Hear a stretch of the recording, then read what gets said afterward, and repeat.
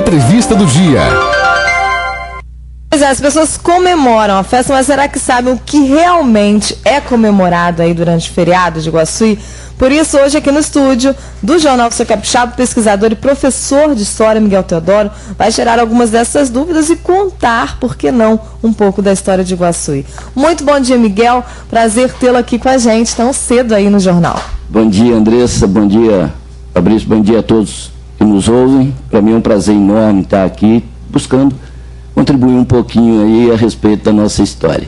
Feriado 29 de setembro, tradicionalíssimo aí. E a gente pode dizer, então, que a emancipação política aconteceu nesse dia do padroeiro ou não? Como é que é essa história, Miguel? Não e não, né? Não e não, Forma alguma. Essa comemoração de 29 de setembro, né, que é dedicada a São Miguel, ela é milenar, não é isso?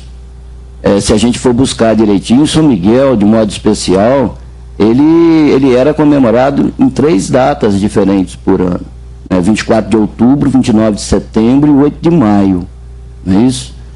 A tradição de 8 de maio ela vem aparecer exatamente, né, no século V, com o Papa Gelásio, lá no Monte Gargano, com as aparições de São Miguel. Então começa toda a devoção. O povo europeu ele tem uma característica muito forte em relação à devoção de São Miguel, porque na verdade ele homenageia São Miguel todos os dias. Nós, os cristãos brasileiros, nós fazemos isso apenas uma vez por ano, né? E por que essa comemoração chegou com tanta força aqui em Iguaçuí, já que ela foi milenar também? Exatamente. Como eu disse, né, os europeus são muito devotos, né, de São Miguel Arcanjo. E, claro, é evidente que a nossa colonização não foi diferente. Aqueles que vieram para cá, quando não portugueses e tal, etc., eram descendentes de portugueses que traziam em seu berço cultural, né, toda essa devoção a São Miguel. Mas é importante frisar que, no princípio, a devoção não era São Miguel. A devoção era São Bom Jesus do Livramento, que também tem uma história muito bonita, que se a gente for entrar em detalhes, nós vamos ter que nos reportar ao ano de 1720, no Arraial da Piedade, lá nas Minas Gerais, um lugarejo próximo à Serra da Mantiqueira, né, da onde saíram também alguns daqueles membros que compuseram a bandeira de Manuel José Esteves e Lima, é isso? E que vieram para cá. Então, a princípio, a devoção era São Bom Jesus de Livramento. Somente em 1859 que ela começa a se tornar assim, mais forte em relação a São Miguel, quando Luiz Francisco de Carvalho e José de Aguiar Valim manda construir ali onde é hoje a matriz, a capela em honra a São Miguel. Depois, o lugarejo vai ser denominado freguesia sob a devoção de São Miguel. Mas tem relação com a data da chegada? Porque na história do Brasil a gente vê muito isso. O nome das cidades, né, relacionados à data de chegada realmente dos bandeirantes, né, dos desbravadores. Então São Miguel tem essa história também? Eles chegaram mais ou menos na data aí do santo? Isso, correto, Andressa. Mas é bom frisar o seguinte: não se tem registro do dia que eles chegaram. Então, atribui-se a chegada ao dia de São Miguel. Entendeu? Mas não se tem registro disso que está aí. Todas as pesquisas que eu venho efetuando, né, eu disse ontem a você que era 15 anos, mas na verdade são 18 anos. Todas as pesquisas que eu tenho efetuado, você não encontra nada específico em relação a esse dia. Quando é que eles chegaram? Quando é que eles fincaram o cruzeiro lá no alto do morro? Né? Mas, eu repito, dada a devoção a São Miguel, atribui-se a 29 de setembro. Muito importante. Agora, o importante frisar que quando Luiz Francisco Carvalho mandou construir a capela, o dia era 29 de setembro. Era o dia de São Miguel, né? Exatamente. Por isso, eles ficam sempre, essa questão de dar, né, a questão da data ao nome. Né? Isso. E aí a gente falou no início da emancipação. A emancipação, então, aconteceu em que ano? A emancipação política de Iguaçuí, ela é homologada no dia 25 de dezembro de 1928. Mas é importante frisar que ela foi um processo. Ela não foi uma coisa que aconteceu da noite para o dia. Né? No final do século XIX, né, isso aqui eram grandes propriedades, muitas fazendas produtoras de café, então, portanto, né, bastante evoluídas economicamente, e esses proprietários tinham relação com os deputados e senadores em Vitória. Não é isso? Agora, a campanha de emancipação ela vai começar no ano de 1907. 1907. Então ela vai demorar 21 anos. Todo esse processo vai demorar 21 anos. Importante frisar, Andressa, que esta campanha de emancipação ela não parte dos homens, né? Ela parte de duas mulheres. A pioneira nisso que está aí é a Dona Zinha, se não me falha a memória, não sei se é a mãe, se é a avó do falecido Sr. Arnaldo Lucindo, né? E depois, essa campanha vai ficar mais forte quando Dona Emiliana Emery abraça a causa. Mas os homens só vão entrar nessa campanha de fato em 1920. Aí tem que se dar destaques, né, para pessoas de Iguaçuí. Só que o governador da época, ou o presidente de província, conforme era chamado, ele faz uma exigência para a emancipação. Ele exige que sejam construídas 150 casas em Iguaçuí, assim, rapidamente. De um dia para o outro. De um dia para o outro, né, assim, como força de expressão. Aí, então, a Dona Emiliana Emery, que havia abrido no braço aqui o que é hoje a Avenida Espírito Santo, ela com a ajuda do seu filho Durval, né, ela motiva os grandes proprietários, aqueles que eram mais evoluídos economicamente, mais cheios de posses, melhor dizendo. Então, ela estimula esses homens. Então, vai surgir duas pessoas importantes, que são o senhor José Ferraz de Oliveira e o senhor Osório Marques. Então, eles, em menos de 7 anos, eles vão fazer construir 150 casas em Iguaçuí, ao longo, como eu disse, da Avenida Espírito Santo, aqui no largo da praça, que é hoje a Praça João Acassim, né? Ali na Avenida Marechal Floriano e na avenida que é hoje a Avenida José Alexandre. E aí... Somente depois da comprovação dessas 150 casas construídas é que o presidente da província, ou o governador, vai assinar, né, o decreto, a lei, e vai dar a Iguaçuí o status de município. Mas, veja bem, ainda não havia sido emancipado de fato. Só no ano seguinte? Só no ano seguinte que isso vai acontecer. Porque precisava se organizar administrativamente.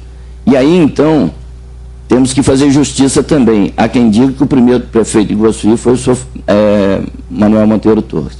Mas veja bem, o primeiro administrador político que deu áreas de organização política foi o doutor Suetônio Peixoto, que foi um interventor nomeado pelo presidente da província para cuidar dessa parte, dessa primeira fase da administração política de Iguaçuí, até a implantação da Câmara de Vereadores e a eleição do prefeito.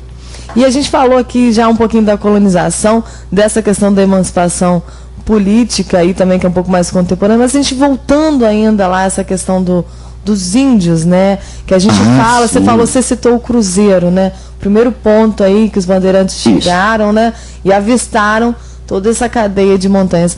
Mas quem estavam aqui antes eram os puris, não é isso? Isso, veja bem, se você quiser saber por onde começou a colonização de uma cidade, é só você procurar ver onde está o Cruzeiro. Entendeu?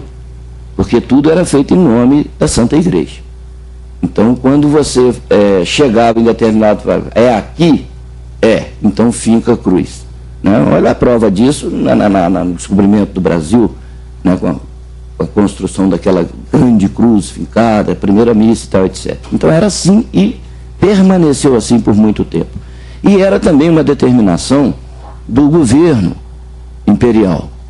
Por quê? Porque a igreja, é importante frisar isso, Andressa, a igreja ainda no século XIX, ela vivia sob os auspícios e as graças do governo imperial. Porque nós estávamos num sistema chamado sistema de padroado, a igreja não era autônoma, como é hoje. Entendeu? Então era o rei ou o imperador que determinava. É bom que se deixe isso bem claro. Então, E como era o rei, o imperador que determinava, a igreja ela simplesmente avalizava. Então, eram nomeados bandeirantes, expedições eram criadas e tal, etc. E com o sentido realmente de desbravar a terra. Ora, esses bandeirantes que aqui chegam, eles vêm das Minas Gerais. Então, partem de lá por volta de 1820. Então, o que está acontecendo em 1820? Se a gente buscar no século anterior, nós vamos ver que no último quartel do século XVIII, começou a decadência aurífera na região das Minas. Então, aqueles filhos daqueles prospectores de ouro e tudo mais, que haviam falidos e tal, então eles empreendem bandeiras e saem em busca de novas terras, novas riquezas. E eles tinham o aval, como eu disse, de El Rei. É isso? Nesse sentido, então, em 1820, vem para cá o Manuel Esteves de Lemos com um pequeno exército de 72 homens. E eles não vêm para cá para fazer caridade. Agora, nesta região aqui, ao largo do que compreende hoje, se pegar de Carangola para cá, Maiuaçu, Maumirim, Fervedouro, né? Você pega aqui por lado de Bom Jesus, Itabapuano, Bom Jesus do Norte, Apiacá, e São José do Calçados, Alegre, tudo. Toda essa região, Guaçuí, claro, Bitirama, São Lourenço, Douro Rio Preto, então toda essa região era habitada por índios, os puris coroados. Um centro de concentração na nossa região aqui ficava em São Pedro de Rates. Em São Pedro. Em São Pedro de Rates, por incrível que pareça. Né? Aqui onde é hoje o GTC, ali também era uma aldeia? Uma aldeiazinha de índios. Né? Eu falo isso porque ali onde está o clube hoje era ocupado exatamente pela minha bisavó. Nossa, muito interessante. Entendeu? Essa história, né? Que se entrelaçando, né? Isso. E aí você estava falando que é muito difícil, às vezes, achar essa documentação, essas atidões. A documentação de Guaçuí, essa documentação mais antiga, tá difícil, é difícil acesso, a gente encontra mais na capital, como é que é? Andressa, documento existe e o acesso a esses documentos não é muito fácil. Tá?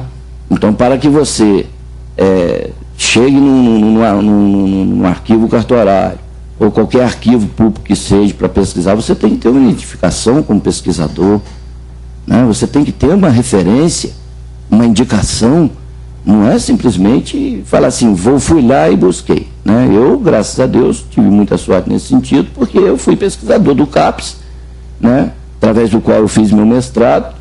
E eu tive a oportunidade de buscar no Arquivo Público Mineiro, no Arquivo Nacional no Rio de Janeiro, né, no Arquivo Eclesiástico de Mariana, entendeu bem? Né, no Arquivo do Cartorário de Tombos. Todos esses locais, o que eu estou citando aqui, existe documento da história de Guaçuí. Então eu vou repetir, olha, Arquivo Público Nacional, Arquivo Público Mineiro, né, Arquivo Eclesiástico Mariana. E na Casa dos Contos, por incrível que pareça, você acha alguma coisinha em Ouro Preto, né? Você vai achar no Arquivo Eclesiástico de Vitória, né? Mariana e Vitória. Em Alegre você acha documentos a esse respeito, Cachoeiro você vai achar, entendeu? Então os documentos estão aí. Agora, eu venho, como eu disse, há 18 anos, quase 20 para ser exato, né, fazendo levantamento de documentos, porque a minha pesquisa, Andressa, eu deixo bem claro, ela é profundamente, estritamente documental. Eu não vou não tiro nada na minha história aqui fundamentado em doutor algum. Não estou aqui para inventar história, muito pelo contrário, né, em respeito à memória dos antepassados. Base nos dados mesmo, né? Exatamente. Fundamentado em documentos. Então, nesses lugares que eu falei, você encontra muitos documentos. Agora, encontra-se também muitos documentos com particulares, né, que às vezes não sabe nem o valor do documento que tem. Exatamente. Com certeza. Miguel Teodoro, eu queria conversar muito mais tempo com você, mas infelizmente nosso tempo está acabando. Você falou aí 20 anos de pesquisa, então a gente pode aguardar aí em breve um livro dessa história. Como é que é falar e contar um pouquinho da história de Guaçuí? Olha, toda a minha pesquisa eu faço com muito carinho, com muito amor, porque eu tenho meu umbigo enterrado aqui em Guaçuí, né? E para mim é uma questão de honra também levantar a memória, mostrar para essa geração que aí está, né, o que foram os nossos antepassados, como foi Guaçuí há 40, 50 anos atrás, há 100, 150 anos atrás. Porque eu acredito, Andressa, que um povo não pode perder sua memória. Há que se resgatar. E, infelizmente, nós vemos tanta dificuldade, às vezes, dos órgãos públicos em se criar uma casa de cultura, uma casa de memória e tudo, para mostrar para essa geração que está aí, estudando, e que encontra muita dificuldade, às vezes, quando vai buscar as raízes históricas. Então, eu fico muito feliz com isso, claro. Não posso dizer quando, mas o livro já está praticamente completo, e nele eu tenho um capítulo que é dedicado exatamente em homenagem a todos aqueles que construíram a história. Eu não relato uma história na ótica do vencedor. Eu relato uma história na ótica do vencido. Entendeu? Então eu tenho um capítulo que se chama Eles Foram e Nós Aqui Ficamos. Muito legal. Entendeu? No último capítulo do livro, onde eu homenageio, se você me permitir, se houver tempo, alguns nomes rapidinhos, mas são pessoas simples, que construíram, que construíram Guaçuí, que deram suas vidas, né? Como o Tio Pedro Antônio, Sonicanor, né? Sodorciano, Sonel Soares, né? O Zé Grosso, o Zé Pedro Carroceiro, enfim, Sodilino Jevu e tantos outros, e contribuiu. Meu pai, por exemplo, homenageio também meu pai, por quase 60 anos de serviços prestados, e não era filho de Guaçuí.